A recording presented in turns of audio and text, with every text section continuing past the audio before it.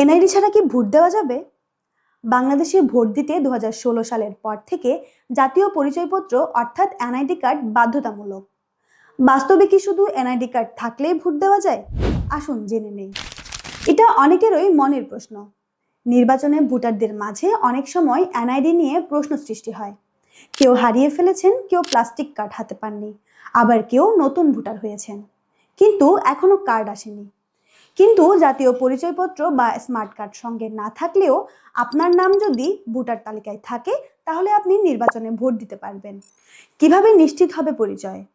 Pulling officer vote দিতে যাওয়া ব্যক্তির নাম ভোটারের তালিকায় থাকা ছবি মিলিয়ে পরিচয় নিশ্চিত করবেন।